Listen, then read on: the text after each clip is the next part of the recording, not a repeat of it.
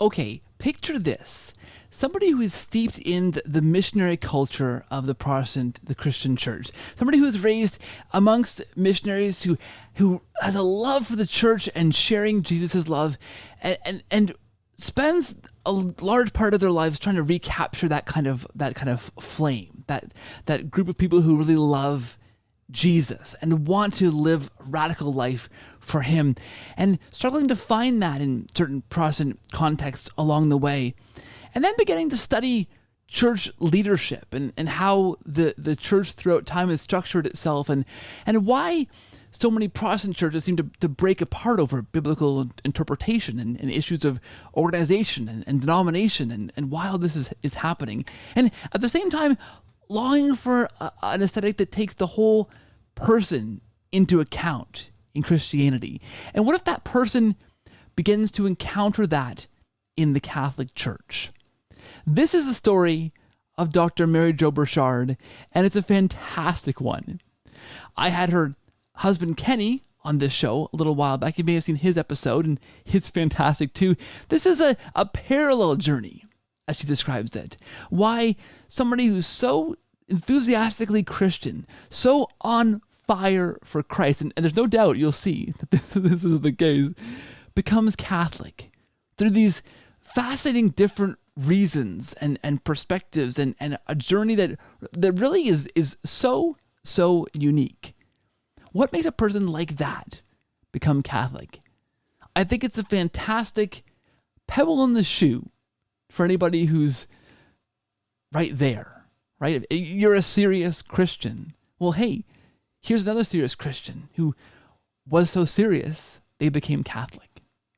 It's a fantastic story. I do hope you really enjoy it. Please subscribe to this channel for more like this, and support us on Patreon at patreon.com/Cordial Catholic if you believe in the work we're doing here and want to help grow this thing. Please listen, watch, and enjoy. It's a fantastic story. All right. Hey guys, welcome back to the show. Thanks for being here. Thanks for listening. Thanks for watching. If you're listening to us on podcast, we're also available on YouTube at youtube.com/The Cordial Catholic to watch what you're listening to. And if you're watching us on YouTube, we're also available on podcast everywhere at The Cordial Catholic. Do check us out there and listen to shows on the go as well.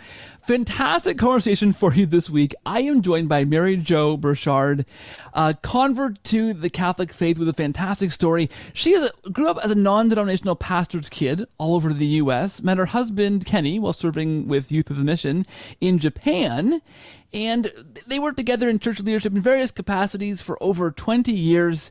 Well, she was also doing a parallel career in higher education. She has a PhD in organizational leadership from Regent University and runs an organizational leadership consultant organization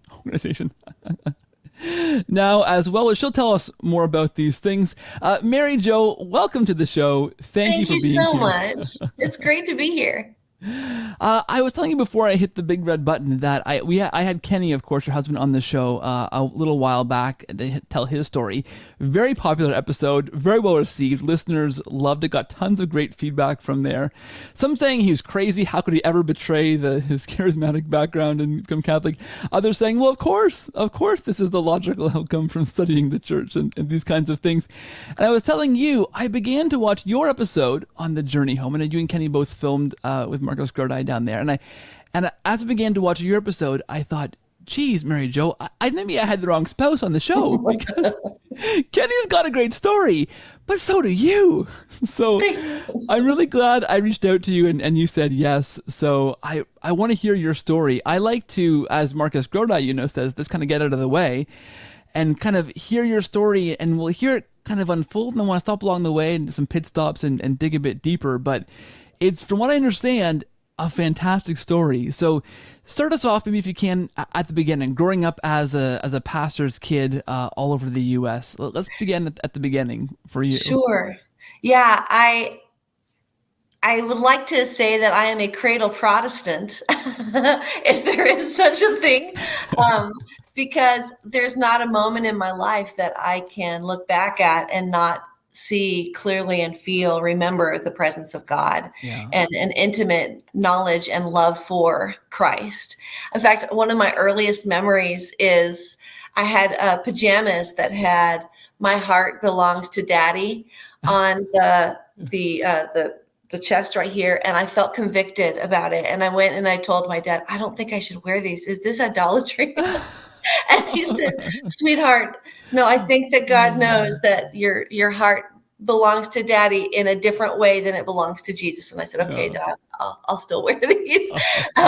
So in fact, the earliest that I remember telling my parents that I was convicted that I believed that God had called me to be a missionary. I was 4 years old in kindergarten, and a missionary to Japan had come, and I remembered it so vividly, and I felt like the Lord told me that I was going to go to Japan one day. And I never deviated from my love for Asia the whole time that I was growing up. But when we lived let me back up and say, my parents did not believe in the age of accountability, that, you have to be at least 8 years old, but they did believe that it was important to be careful with other people's conscience. And so I was asked to wait until I was 8 years old to be baptized. And that was highly vexing for me as a kid, because I truly, truly felt like, I knew that I wanted to be a follower of Jesus. And so I was baptized on Easter, the year that I was 8 years old. So by my father.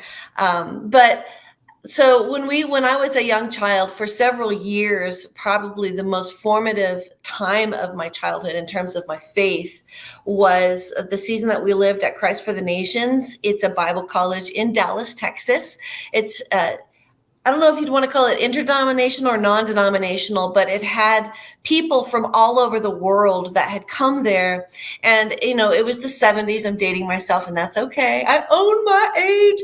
But it was the 70s and early 80s. And so people were coming there, refugees from communist countries, having fled for their lives because of their faith. People coming out of civil war in Africa and in Asia and different places. And so many of them were coming to that Bible college specifically to be trained up as missionaries to go home and evangelize their homeland. And other people were being trained up, from here in the United States, because they wanted to make a difference wherever there was the greatest need in the world. And so we didn't have a lot of money, but I'll tell you, the people that, I was hearing these stories, scars, bullet marks through legs, and stuff of the parents. And I was going to school with these children. And so my image of God, my image of who Jesus was, is that he was dynamically engaged in the world and still actively saving people and actively calling people to be warriors, for him, and healers for him, even more importantly, healers for him. And I wanted to be part of that army. From a very young age. I was a worshiper and I wanted to be an evangelist wherever I went from a very young age, and just had a heart for people. And so my parents, because my father was also a pastor, they saw that heart in me. And all of us as children, we were expected to pull our weight in the ministry capacity. So I was teaching Sunday school and children's church with I was assisting her in early elementary. And by late elementary, I was teaching and my mom was helping me. And I was just very sold out, as much as I could be. From my earliest days, my favorite things to read were missionary biographies. And I know that Protestants say that they don't have saints, but we did. We had heroes of the faith. It's the same thing. The only thing is we didn't know that we could ask them to pray for us. But really, I wanted to be one of those people that was on one of those lists that other people would want to emulate and could be inspired by. And so that was how I grew up. And when I got about to junior high, almost to middle school, my dad just really missed traditional pastoring. And so he left the Bible college where he was dean of men and where he also taught biblical counseling there, and went back into traditional pastoring. And that was a bit of a culture shock for me, because I had lived in such a multicultural, just all out for Jesus. Everybody that I was around had been all out for Jesus, and into the suburban America, I don't know, what have you done for me lately kind of church culture. And I did not know how to find my place, because I kept looking around thinking, this is not the same gospel that I had been immersed in, And so I'm going to use an analogy that came from something that happened to my husband and me when we were quite young, newlyweds. I had bought some coconut milk because we had gone to a Thai restaurant and we had a coconut milk beverage, and I wanted to cook. So I got the other kind of coconut milk, which is basically coconut lard, and it was in a can. And I had set it out so that I could cook with it. I'm not changing the subject, I promise. Hold on with me. And so I came to cook and I couldn't find it. And I heard my husband moaning in the other room, like groaning in the other room. And I looked, and the coconut milk can was empty. And I said, dude, did you not notice that this didn't taste like, because I said, what did you do? And he said, what did I have something like what we had in a restaurant? And I said, did you not notice that it didn't taste like the same thing that we had in the restaurant? And he said, I just kept thinking, pretty soon it's going to taste good. Pretty soon it's going to taste good. Until the whole thing was gone. And I looked at it, was like over 200 grams of fat that he had just guzzled. And he's just writhing, sweating. So I kind of felt like, so I call that a coconut milk episode. When you keep drinking and drinking, thinking pretty soon it's going to taste good. Pretty soon it's going to taste good, And so that was what kind of the rest of my childhood was like. That I would meet, a few people here and there that I could really be inspired by. Open Doors is a ministry that supported the underground church during the Iron Curtain. And my family and I personally sponsored it monthly, and we'd go to conferences and stuff like that. And so I would find these places where I felt like I could really resonate with. They get it. They understand, and I aspired to be a Bible smuggler, into the, underground church and all of that. But for the most part, when I would go to church, I felt like I did not fit. I felt like the people that I was going to church with, I loved them, but I felt like they were we were on different frequencies, and I felt like their understanding of the gospel was not my understanding of the gospel. I didn't understand why anybody would want to ask if you could be once saved, always saved, because why would we only want to just do enough to get to heaven when Jesus gave everything that he was for us? And so I just felt like we were all asking different questions, and I did not resonate with the majority of the people that were around me. So I found myself just almost holding my breath, wishing that, waiting till I would be old enough to be a missionary, And so when I went to college, originally I was thinking I want to study something that's going to make me an effective missionary. Originally, I had a scholarship to Cordial College. My dad got really ill my senior year of high school, and actually spent the bulk of my senior year in the hospital. So I ended up taking a scholarship close to home at a public university. Most public universities don't have a major in missions. So I had to figure out what else I could study. And so I kind of collected majors. I did music therapy and music performance. I did psychology. I did communications. I competed on the speech and debate team. And I started looking at it going, I love children. I love families. Maybe I'm supposed to be in elementary education, because that could I wouldn't waste any of my units. And then I just thought, you know what? I need to just get out there and see what I do. And then I'll come back and get whatever degree I need later. And so I just quit. I quit halfway through and moved to Taiwan with Youth with a Mission, went through discipleship training school. It was the first time that I felt like I was with my people again. You know, the people who were there, I think there were maybe 11 different nationalities on the team. Everything was bilingual. All of my roommates were Chinese, but many of them had lost their families by declaring their faith. When they got baptized, their families disowned them. And so it was real. It felt like we're not playing, you know.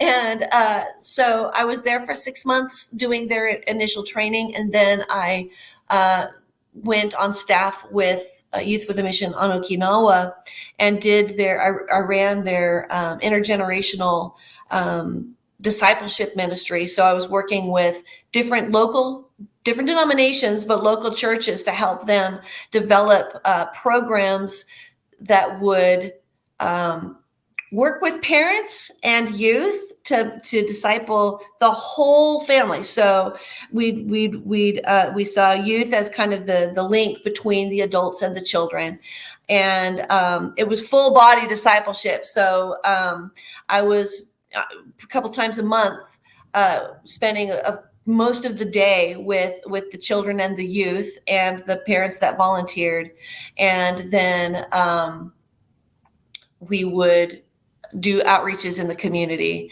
And then in the summers, we went to Romania and we worked in an orphanage. During that time, I met Kenny. Kenny was in the Navy and studying to be a pastor in his spare time.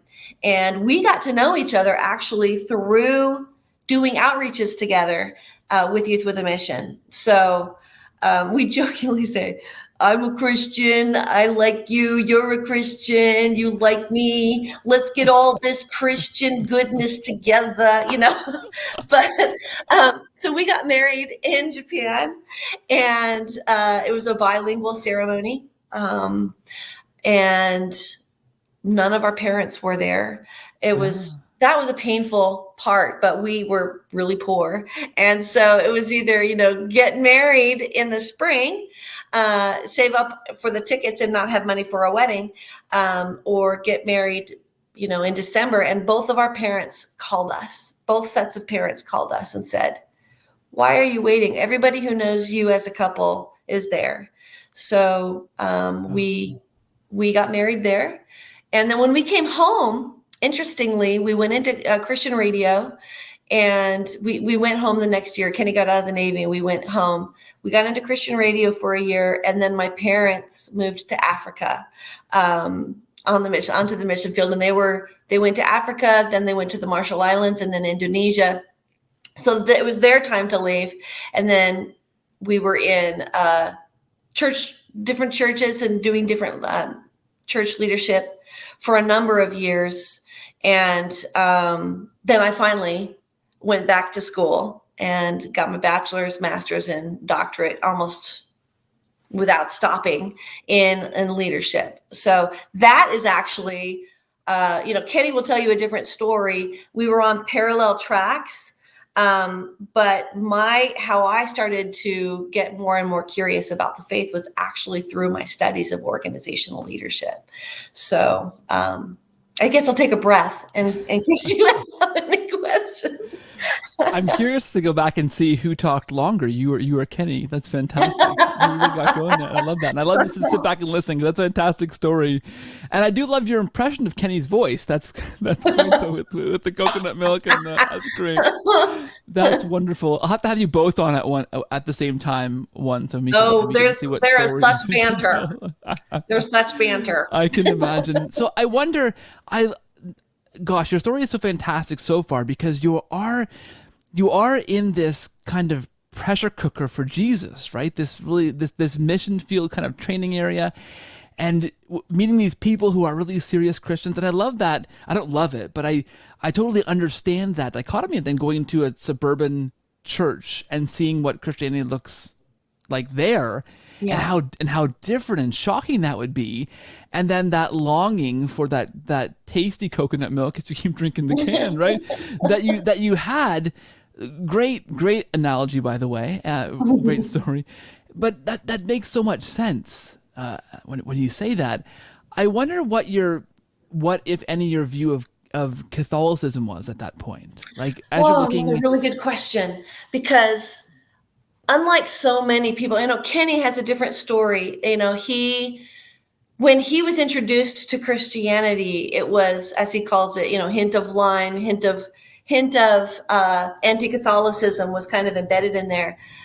I was born into a family that didn't know pretty much anything about Catholicism. And in fact, my family is so Protestant that we can trace our history back to the Mayflower on my mom's side in 8 different directions, from 8 different lines. Okay, so this isn't just because my grandparents were Protestant or my great-grandparents, but going back several, and on my dad's side, I think all the way back to the 1700s, it started with Amish, and so there's Amish and Quaker pioneers happening on my mom's side. So what I'm saying is, it's kind of like, and I said this on EWTN, on the Coming Home Network, I look at my experience more as, if a child was born to a mother who had been divorced, and I never got to meet my father or his side of the family. And so there wasn't anything negative said about them. It was just a mystery, and it was so far away. And so I didn't know anything. It just wasn't, we didn't speak of these things when I was younger.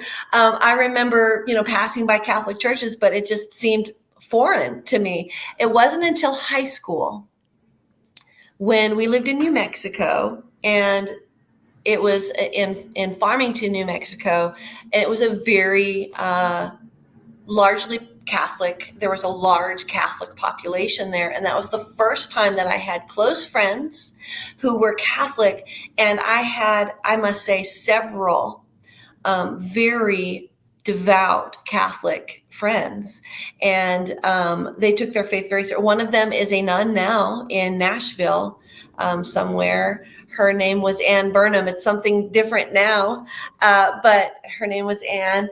And another friend, her name was Karen. And Karen and I actually went to college together at Eastern New Mexico University. And she and I were 2 people that were in a Bible study. We met every morning. And I was one, I think there might have been one other person who was not Catholic, but it was a largely Catholic Bible study. And it was a dialogical Bible study. It wasn't like me saying, here's how you really ought to think about the Bible. But we just went through, went through different epistles. And then on Fridays, we would take turns reading Psalms. And one of the things I remember coming out during that time, in fact, it might have actually been my friend Karen, who said, Protestants know a lot more. They've done a lot more study on the epistles, where the Catholics spend more time in the Gospels. And I remember going, I don't like that that's true, but it is, and it made me kind of take pause. But during that time, and actually, the one person that I dated in high school was a Catholic who, because of me, and I still feel bad about this, but he became Protestant because of the time that I was spending with. Not that I don't remember saying Catholicism is evil or anything. I do remember going to Mass with him once, and I remember weeping while I was at Mass and thinking, this is the most beautiful thing. I could see Revelation. I could see all of the things in there. But the dichotomy for me was, while I was looking at all this beauty and how everything seemed like it was where it belonged, it didn't seem like the people that were there, it was penetrating. It just seemed like they were rote. And so that paradox, really, I didn't know what to do with it. but when I was in college and I went to Mass at the Newman Center a few times, and the Catholic church that was right off the campus, with my Catholic friends, I did not have that feeling. It was very dynamic and very positive. It was just still very foreign to me. It's kind of like, sure, I love sushi.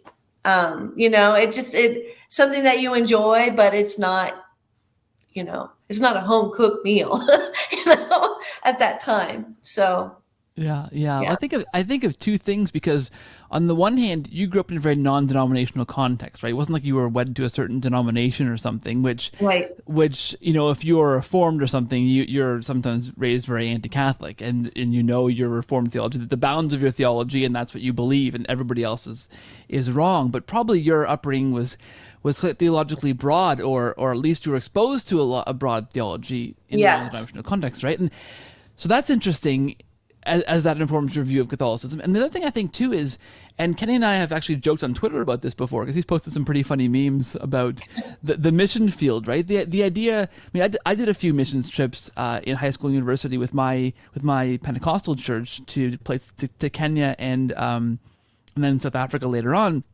And sometimes the idea is, let's go evangelize these people who don't know Christ. But sometimes go to a country that's incredibly Catholic, thinking, oh, they're not really Christian though, right? So we'll go to like Brazil or something. We'll go to Mexico and do this missions trip because these guys are Catholic, but that doesn't count. They're not Christians. Let's give them the real gospel, right? Yeah. So what was there a sense of that sometimes that you would? I mean, because that seems to me to pervade kind of the mindset of a lot of Protestant missionaries, that sure, there are tons of Catholics around the world, but they're not really Christians out there. They need to hear the real gospel when we go and see Interesting them. question, because I spent most of my time in Asia, Yeah. which is not classified as any Yeah. kind of, the Christian presence is always in the minority, Yeah. any flavor. And in fact, the Youth with a Mission team that I was on in Taiwan, there was at least one Catholic that was from Holland that was there. And so I don't recall that being a big thing. However, I will say this. Later, when we lived in California, I remember when we were at a non-denominational church and I was running the children's ministry and Kenny was running the worship ministry. I remember being with a group of ministers and church leaders from different churches in the area, and somebody said, well, you guys are from the largest church in the area. And someone said, well, besides the Catholic Church, and everybody kind of went, well, and for me, again, God forgive me if I am remembering it wrong, but I will tell you that I never doubted whether my Catholic friends in high school were Christian.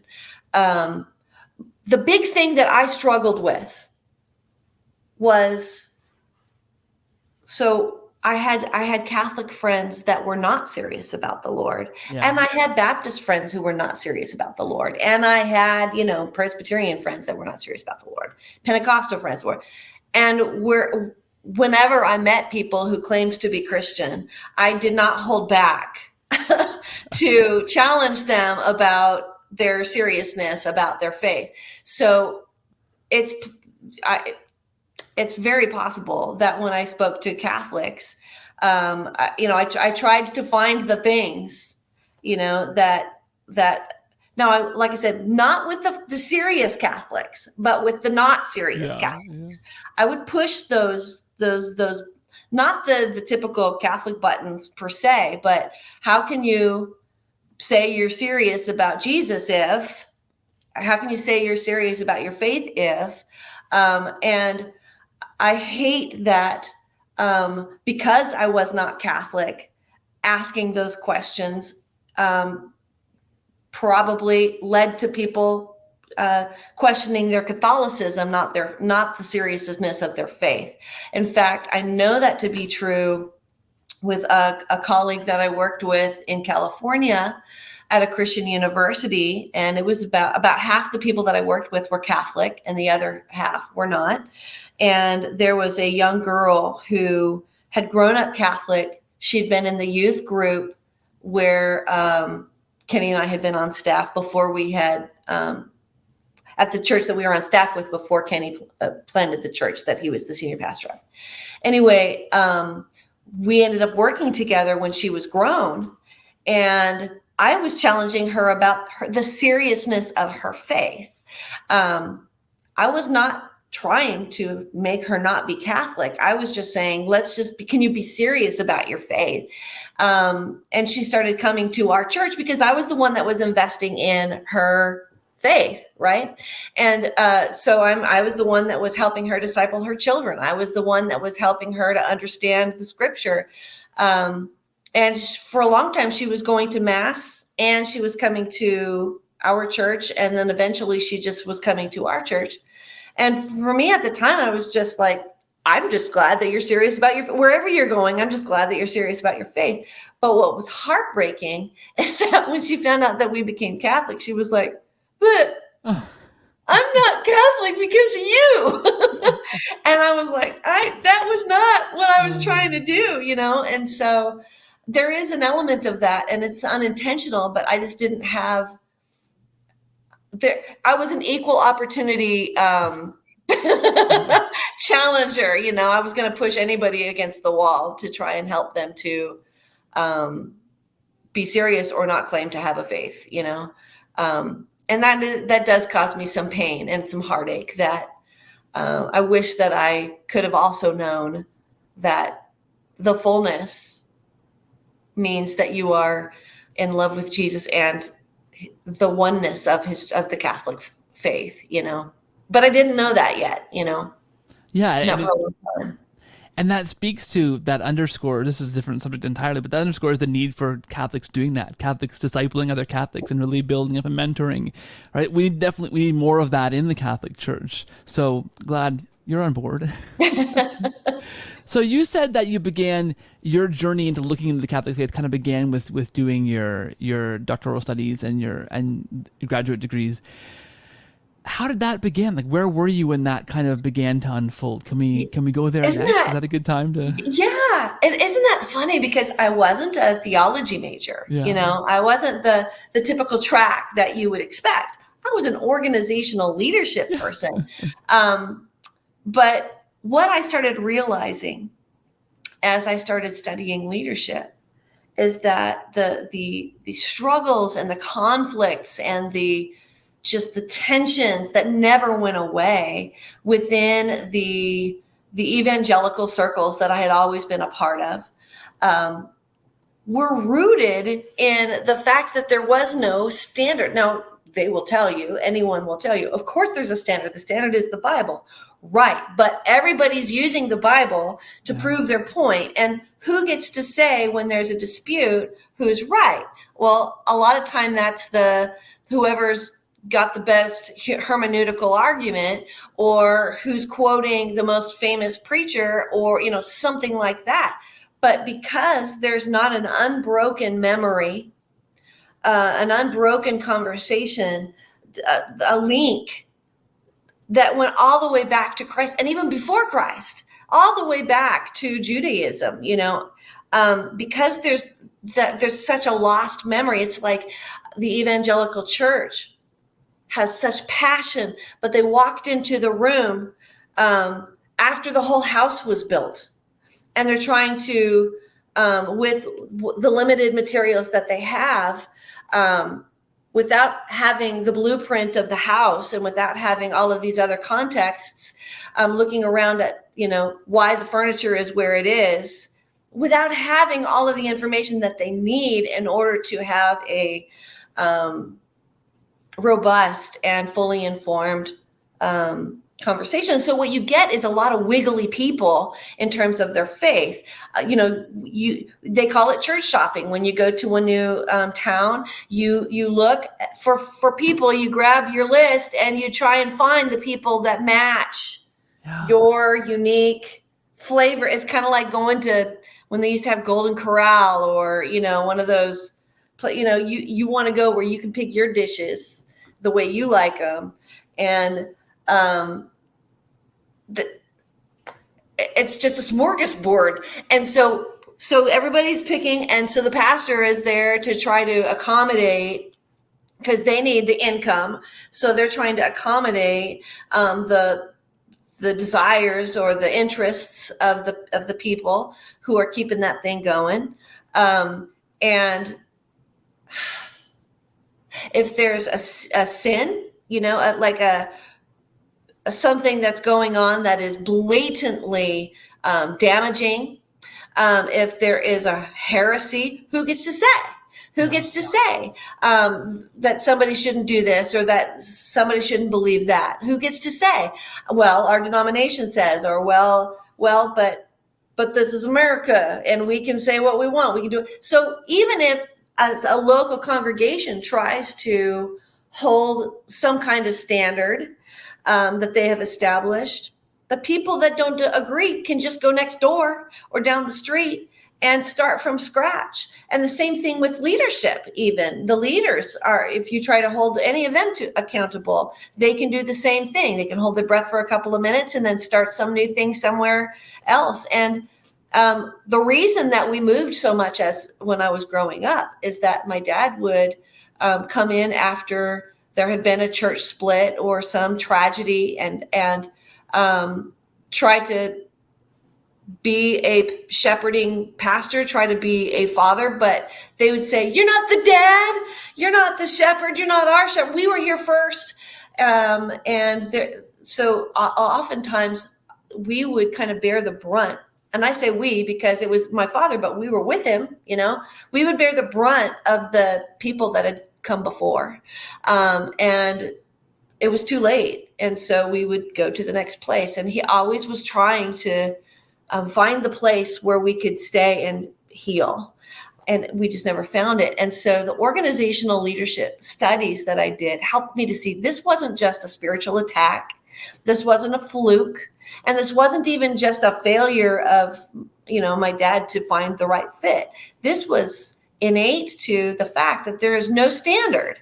There's no authority. There's no one who gets to say, there's no way to hold anybody accountable in any sustainable way. And so it's the biggest, the strongest, and the loudest and the richest who win. Yeah. And so that was very disturbing. I didn't have anywhere to put that. And that was like through my master's degree in leadership that I did my master's on ministry mindsets and how those things impact the way that we behave. But when I went into my doctoral studies is when it started really hitting home, because I decided to do an added emphasis of ecclesial leadership. You can't study church leadership without studying church history. Yeah. And I'm grateful that Regent had the integrity to require that we study church history. And so we went all the way back and, we looked at the Didache, we looked at, the church fathers, and I started going, whoa, these guys look really Catholic.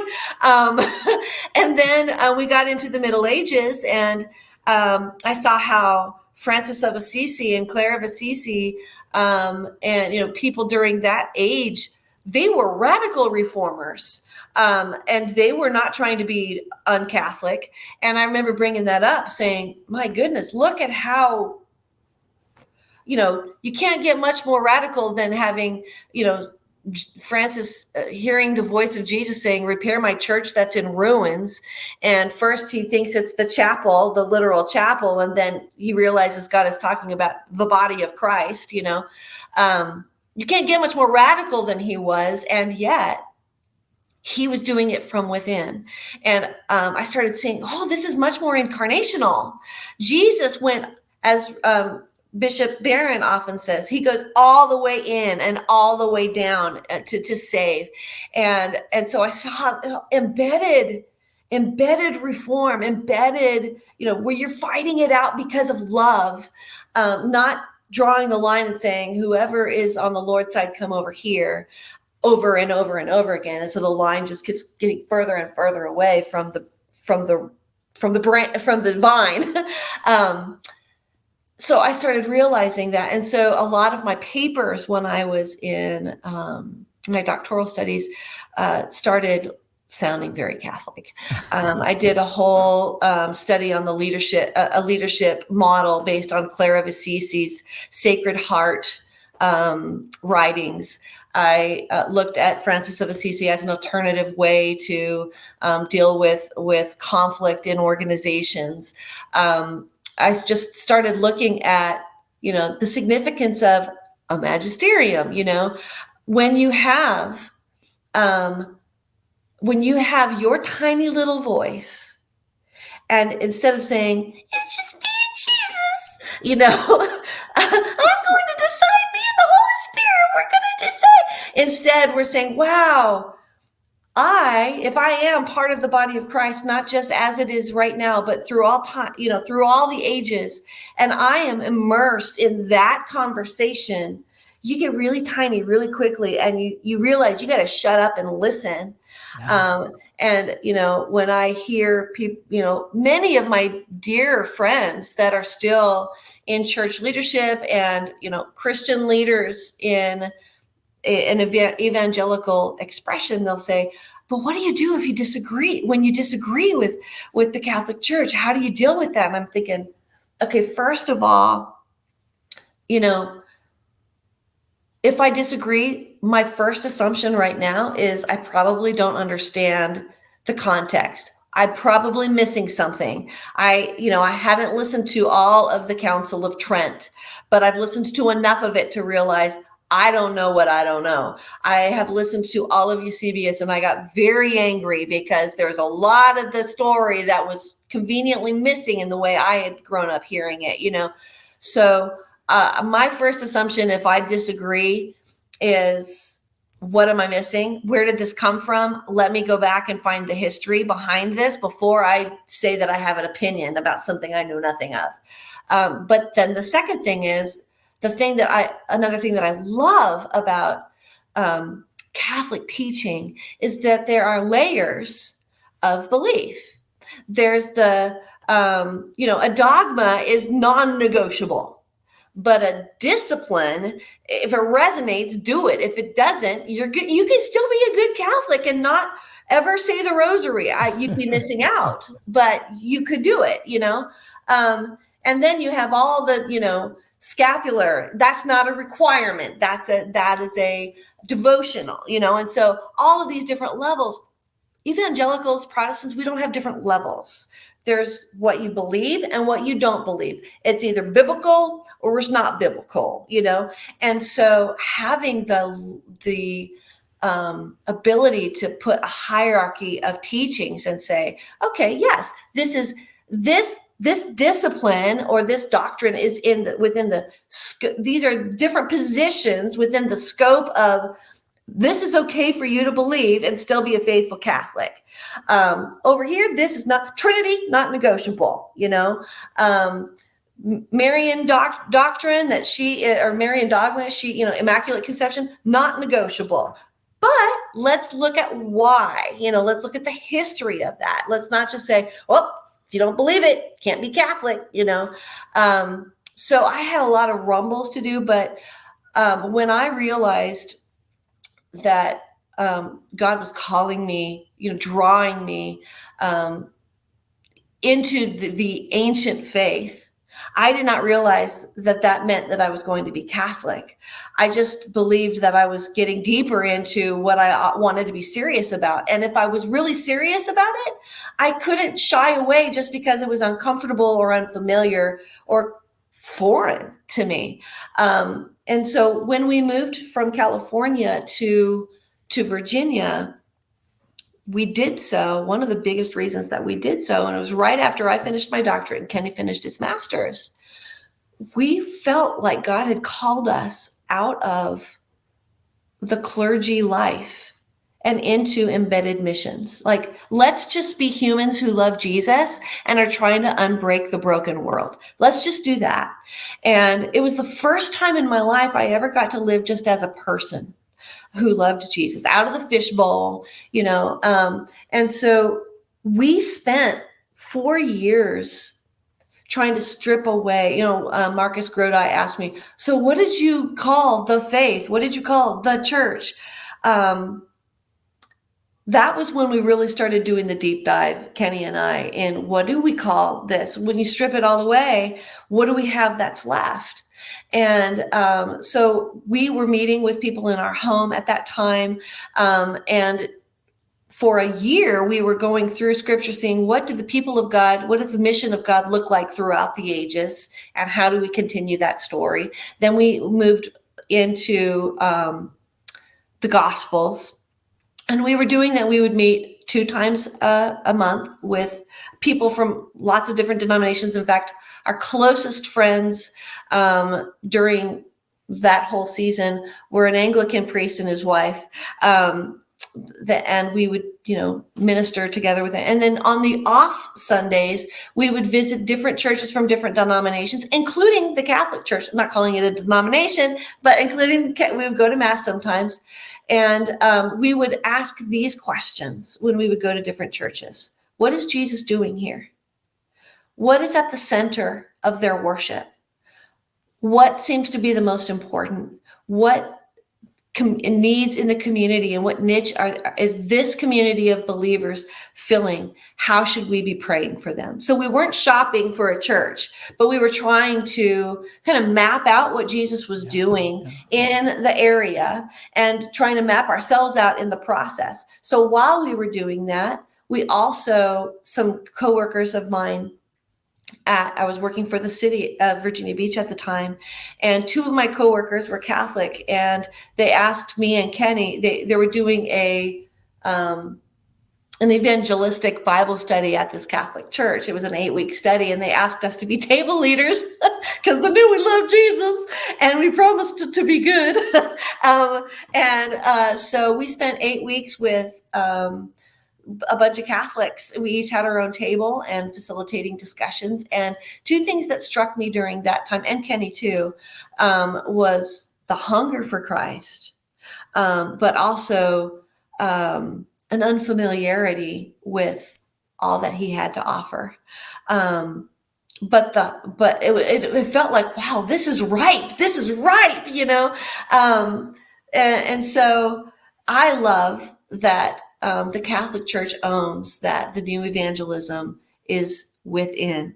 And one of the reasons I believe that God has called us to the Catholic Church is not to fix the Catholics, because I am a Catholic and I am not apologetic about that, but it is to help them to see how rich they are, how rich the Catholic family is, that we get everything. And so how can we not just plunge in as deep and as hard as we can? So I teach CCD now. This is going to be my 2nd year teaching 5th grade catechism, which 5th grade is the story of salvation from Genesis to Revelation, and it's perfect.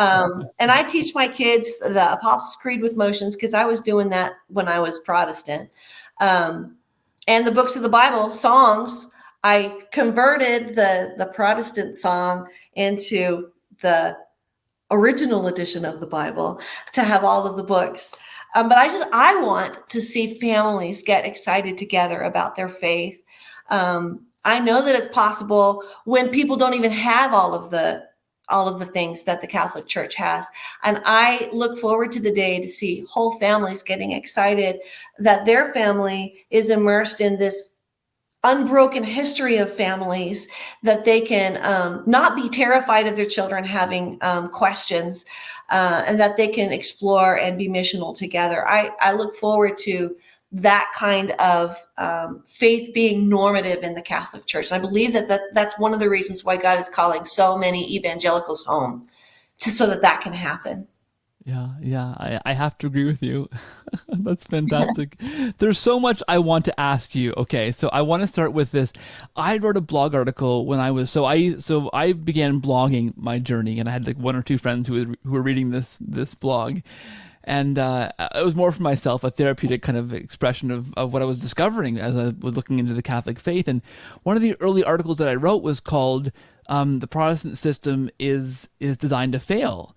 Because what I hit against is kind of what you are talking about. I had a guest also, Sonia Corbett, on the show, who was involved in church leadership in a number of church splits, eventually encountered that same kind of feeling that, look, we're all using the Bible. We all have the same authority, quote unquote, but we can't agree on what it means or how to interpret it. And it's causing all this division, right? And it comes down to the hermeneutic you use, right? I have a very good Protestant friend who we once every few years get into a great big knockdown, drag him out fight over something. And then don't talk about the faith, like our different, because I was evangelical along with him and I became Catholic. So we argue about that once every few years. And then leave it alone, and then come back again a few years later and have a big fight. And it's a good cycle we have, a good relationship we have going on here. We're very good friends. Sure. We talk daily, not about the Catholicism, but Right. and, our last big argument was about this idea that, because I was talking to him, but well, how do you interpret a passage like John 6, where Christ, we Catholics interpret that to be the Eucharist, that Christ tells us to eat his flesh and drink his blood, and he's speaking quite literally, and disciples of his leave, they walk away because it's a hard teaching, and he doesn't bother to clarify, and in fact, Paul in Corinthians doubles down and uses the same language, very literal language. And I said, well, how do you interpret that? If the Bible is your authority, I interpret it one way, you interpret it a different way. We're looking at the same Bible. How can we disagree? And his response was, well, you're looking at it through the wrong lens. I interpret that verse based on this other verse here, and that's the lens that I use. And we were at an impasse at that point. But that's what it comes down to, right? It comes down to if the Bible's the authority, you can't, you're still interpreting the Bible, and there are always really different interpretations. And it seemed to me when I was blogging back then, thinking through this therapeutically, that the system itself, it can't work from the start, because the Bible has to be interpreted. And how are we going to interpret it? How are we going to interpret it without one of us interpreting it? Right? It requires an interpreter, right? And that's kind of, I think, what you seem to hit against as well, right? Yes. I have to say that I think one of the biggest challenges there too is that the reality is that and the question that I had to ask myself when I was thinking about this too is, where else can a Protestant go? They don't have the authority to confect. They don't have the priesthood, the priesthood, the apostolic authority to confect the Eucharist, right? So if they're going to exist and be in fellowship, they have to develop a way to think about communion that doesn't require a confected Eucharist, because they don't have access to it.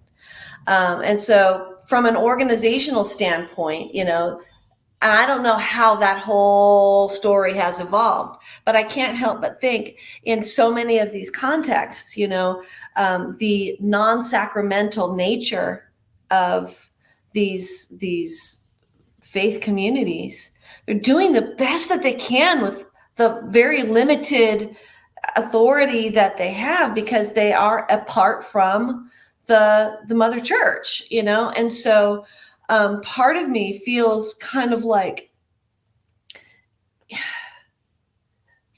it's as if they were orphans, trying to build a church with a cardboard box, and making it as good as they could, but they don't have a family, they don't have the resources that they need in order for it to be everything that it could, but they're passionate and they're committed and they're dedicated, but it keeps falling down in the wind and blowing around. And it honestly, it breaks my heart, because I look at it and I can say some of the most dedicated, passionate, Christ exalting, Christ loving people who ever lived are evangelicals. And they're doing the best that they can with what they have. So you have to work your way backwards. How else can you interpret John 6 if you don't have any authority to confect the Eucharist? You're left with very few choices. Go home or develop a theology that will allow you to be sustainable outside of that option.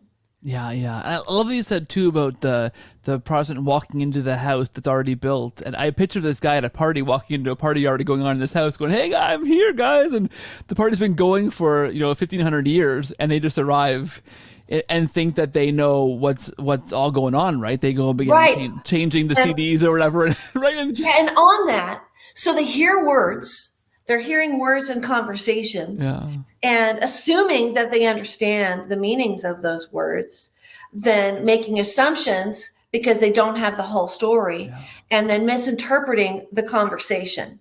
And so I have found myself that there are many, many words that Protestants and Catholics both use that do not mean the same thing. Yeah. And so many of our disagreements are because we're using the same word with a different meaning, like prayer.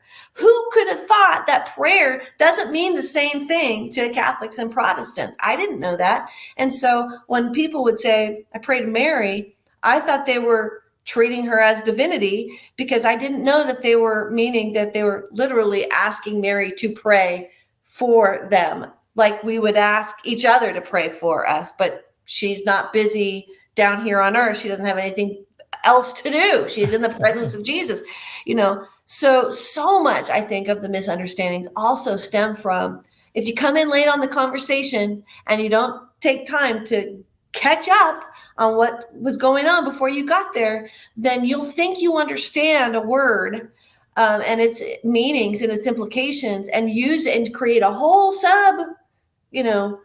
context and arguments against a straw man about a conversation that isn't happening, or against a conversation that isn't happening. I think that is a big part of the struggle between evangelical believers and Catholic believers. Yeah. And so I think even an informed Catholic, now knowing that, sometimes I think the Catholic silence is, there are so many layers to answering this, I don't even know where to start, because we need to start with the meaning of words, So I think that we all need to slow down and listen if we're going to have good conversations with each other, and say, what do you mean when you say this word? Because this is what I mean, and I don't think that's what you mean.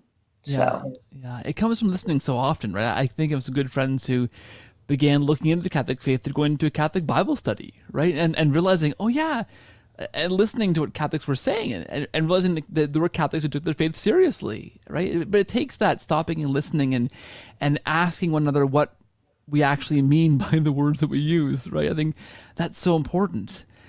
Something else you said that really struck me is the idea of this reform from within, right? Because the narrative that I inherited, and I didn't grow up in an anti-Catholic context, but it was kind of in the air we breathed, right? That the Pharisees were like the Catholics because they practiced this outward religion, right? And so just by default, Catholics were not great Christians, or not Christians at all in some cases, if we're in the extreme fringes of my Pentecostal experience, right? We just said that Catholics weren't even Christian because they're just kind of practicing their faith, and that's kind of it, right? Right. But this idea that the Reformation had to happen because that church was busted and corrupted and had all these barnacles, is the typical thing you'd see right on the ship. You hear that kind of thing bandied around. But the idea that you saw through your lens of leadership, I mean, I love that journey, that you saw this idea of reform from within, and the power of that, this incarnational kind of reformation within the Catholic Church. I can remember encountering the counter reformers, right? Like St. Francis de Sales and these guys who wrote against the reformers, saying, look, no, we're fixing this. Like, here's and just being blown away that the idea that there was a counter Reformation, and how much more sense that makes than busting off from the church, right? I think if you stop and think of that, just that, right? I've tried to in 300 characters on Twitter express this from time and again, but it makes no sense that Christ would want the church to be broken asunder to then take that remnant and make that into what a real Christian is, and that's this evangelical kind of church, right? You used the word remnant, the holy remnant, And honestly, for many, many years when I was growing up, I felt like I'd just be part of the holy remnant, because it felt like I couldn't find, drinking the coconut milk, couldn't find many people who wanted to be serious about their faith. But I always also felt like an orphan, like our family was outcasts, because we were always on our way. We were coming into another new congregation to try to bring healing, but it was like an organ that wouldn't take, and so that feeling of rejection, that feeling of being on the outside, the feeling of wanting to serve, but only ever being a servant and not having a place at the table. The Catholic Church was healing in that way as well, because it felt like I had the ability to come all the way in and all the way home. Even though I'm still learning, I feel like, and my Twitter handle is Catholic Immigrant, because I feel like I'm still learning the moves and the words and the culture and all that stuff. But that sense of being on the outside and never fully being able to belong was a thread that went through my whole existence, even as a missionary, and when we became Catholic, I can go anywhere on the planet and find a Catholic church, and it's my home. When I first went to the Basilica, the National Shrine in Washington, D.C., I walked in and I said, "This is my house. This is this belongs to my family." And as a ministry nomad growing up, to feel like I have a sense of permanence, and that wherever I go in the world, I'm with my brothers and sisters and we can worship the Lord together and I belong. It's a huge, huge place of healing. I will say this, though, about that very thing. I think that one of the things that is offensive to Protestants or evangelicals, whatever you want to call them, who are looking from the outside at the Catholic Church, the mystery of the Eucharist and being denied the table feels like a rejection. It feels like you're not welcome here. It feels like we don't want you at our table. And even when I knew that I was coming into the Catholic Church, that was a rumble for me, because, you decide to become Catholic? Here's some Eucharist. It's not that easy. You have to go through the whole process. And it did feel like rejection. And it takes deep, deep listening to hear, this is not rejection, this is love, because we do not want you to take into yourself judgment because you have not rightly discerned that this is the actual presence of Jesus, and this is all of him in all of his presence, body, soul, and divinity, body, blood, soul, in this. If you're not ready for that, we love you enough to deny it until you are able to have that. But from the outside, again, when all you have is to compare is passing an offering plate with some juice and crackers on it, and you don't get to participate this time, it feels like rejection. And I think Catholics need to work harder at helping people to understand that is not rejection, it is love, and that there's nothing that we want more than for people to come home and eat the feast with us. But unity cannot be defined by let's all agree to disagree. Unity, true unity, means that we have some rumbling to do, we have some listening to do, and we have to make peace with what we had not given a chance to be true. And that's not rejection, that's love. So. Yeah, and deeply biblical. I mean, Paul says we have to discern. Ironically, right? The Protestant who takes the Bible seriously, it's biblical. It is. Following that. So I think that's so interesting. I could keep you forever. I could talk to you for a very, very long time. You and Kenny have that way about you. that we could just talk for hours. I want to maybe ask you one more question though, and Sure. that's kind of, I mean, because you talk about the fullness of the Catholic faith, and I can see, I mean, I can see you and listening to you. I mean, you are somebody who's you have not lost that spark that you had as a kid, the missionary kid. You haven't lost that spark. I feel like it's only increased into this Oh, it has. It's this burning, deepened. this Yeah. burning forest fire now at this point, right? So I wonder. I mean, talk about the change from becoming Catholic to what opened up for you, because obviously, I mean, I can think of my own life, right? You hear these stories, and I have very good friends who were following me on the journey, and it was, oh, Keith's becoming Catholic. He loves it now, but of course he'll mellow out pretty soon. Like we know he'll, right? Because you do have these Sure. highs as an evangelical, right? And I certainly did it, certainly in my teenage years, right? You go to a conference, a rally, and you're got this high, and then this kind of low again, this high and this low. So it's my Catholic phase, but I can honestly say that that fire's only increased in my life to the point where Yeah. I'm doing this stuff now, and I love it, and I Mhm. can't get enough of these kind of Yeah. conversations. Talk to us how your fire has increased in that same sense, because you are somebody, and Kenny as well, who took and takes your faith very seriously, and I love underscoring that for listeners who are thinking about becoming Catholic or who are on the outside. You guys weren't mucking around. Like you're No. very serious about your And faith. it cost us a lot. And it would have cost us even more, but we had already laid a lot down, because we had already left the community that had, over a decade straight of us just pouring into them as as their church leaders, moved across the country where we knew nobody, and then peeled everything away and said, whatever you want, Lord. And it was so we already went through that stripping, and so it made it a lot easier for us to do it. But to answer your question,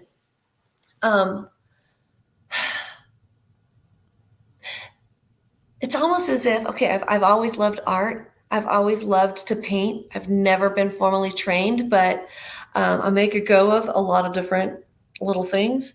But when I first went into the Christ Church Cathedral in Canterbury, I had taken an outreach team to Canterbury, and I went into Christ Church Cathedral, which is a by rights Catholic cathedral, even though it's currently Anglican, right?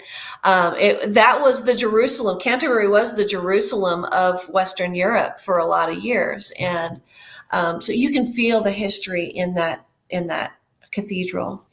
And I walked in, and there was, I think, an 80-person children's choir that was singing. And it about knocked the wind out of me. I just looking around and feeling the history. It was where St.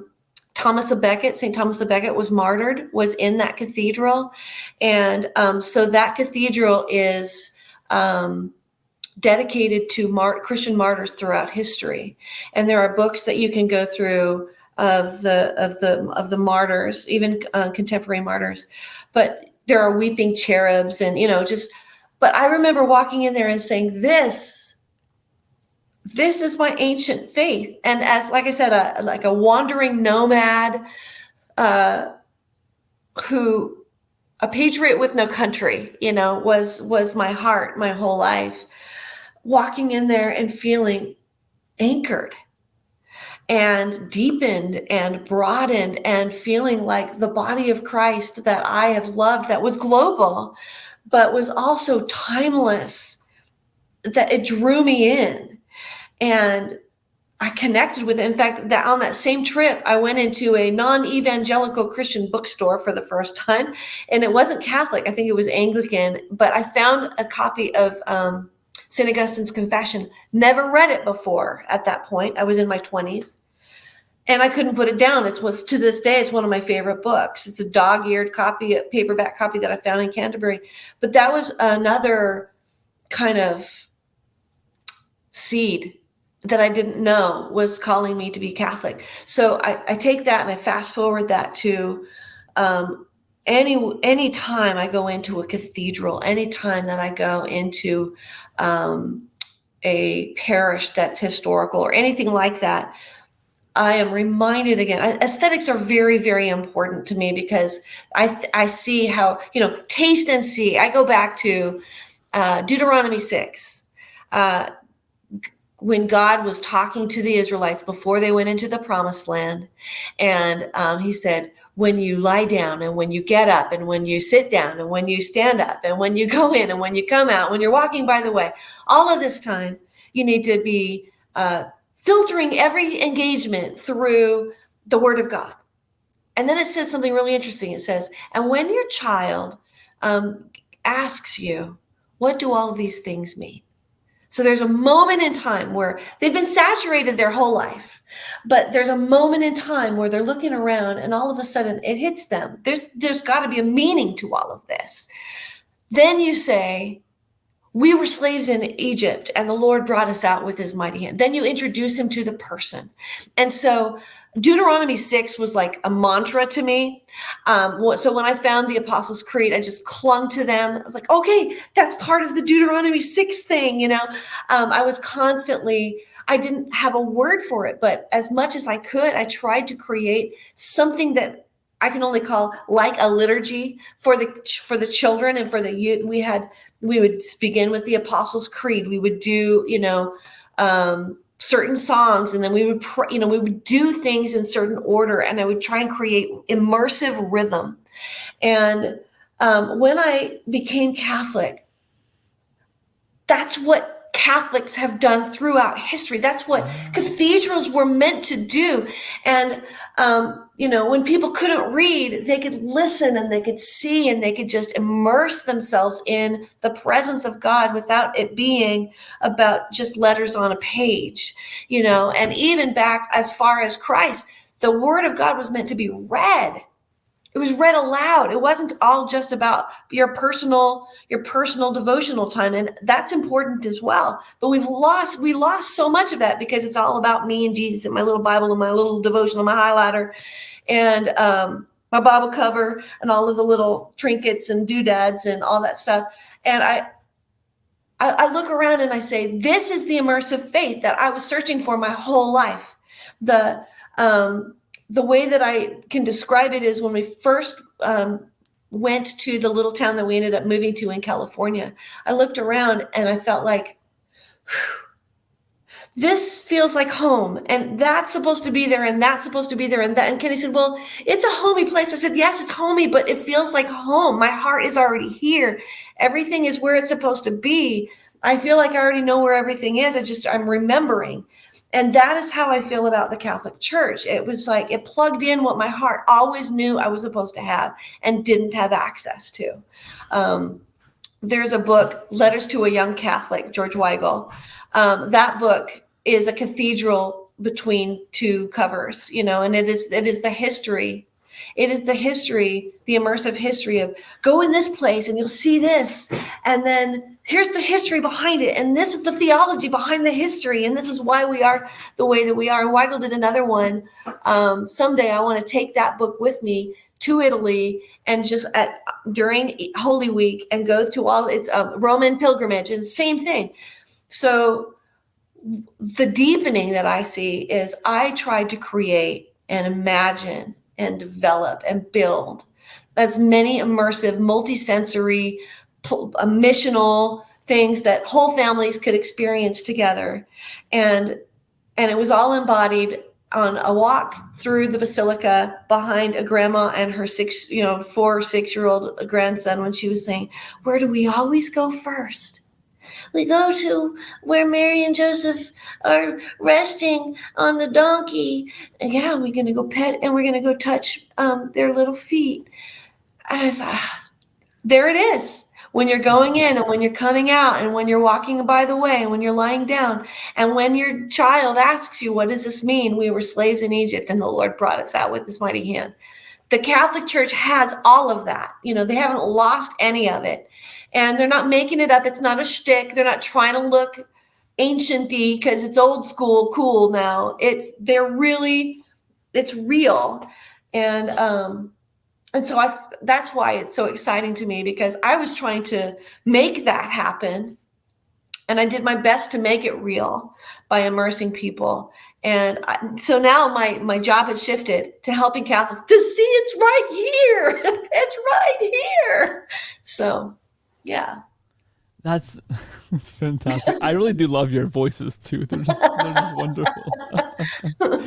It reminds me of one final thought I want to share with you, because I had Father Joshua Caswell on this program. He's the Superior General of the Canons Regular of St. John Cantius, and they have a beautiful church in Chicago. I have not been, but I've seen the video and I've spoken to him, and he's Canadian like me, so we have a lot in common, but and grew up Pentecostal, actually grew up a son of missionaries out on the indigenous reserves up in way up in northern Canada.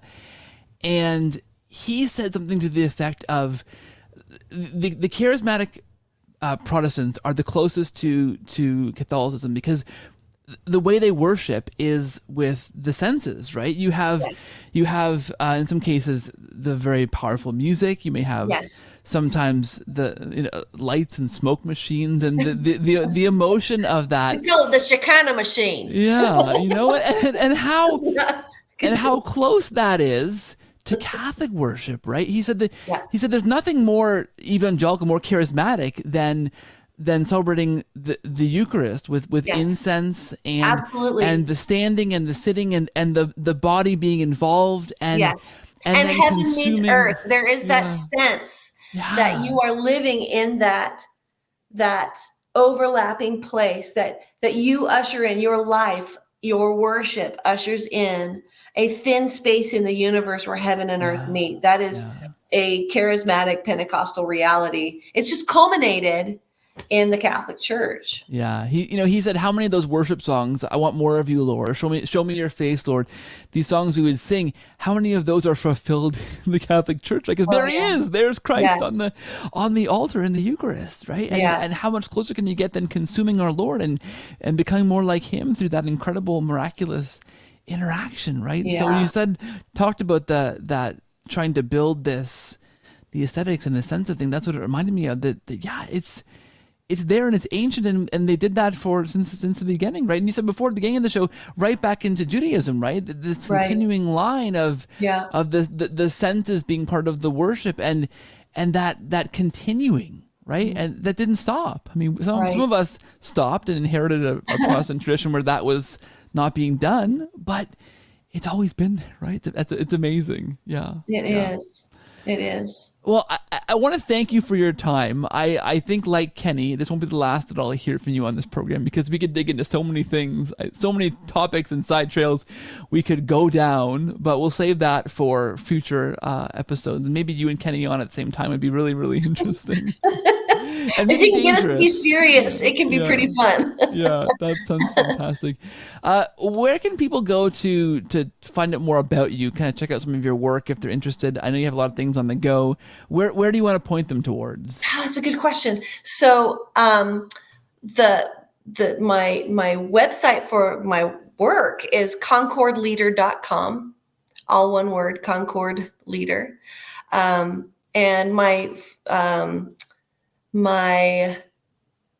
we're just getting ready, actually, October 1st, we're releasing a book called I Want to Be an Instrument of Peace, and it's a retelling of the prayer of St. Francis of Assisi.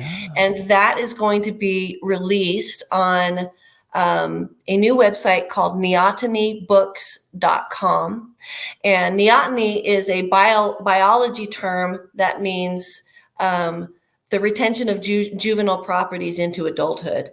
So anyway, that book is going to be released on neotonybooks.com October 1st. And my Twitter is Catholic Immigrant. And and LinkedIn, I'm on LinkedIn. MaryJo Burchard is on LinkedIn. That all sounds fantastic. And I'll definitely have you back on the show when we can, because there's a lot of places we can go in conversations. Sweet. Listen, I want to say thank you for being here. Thank you for your time.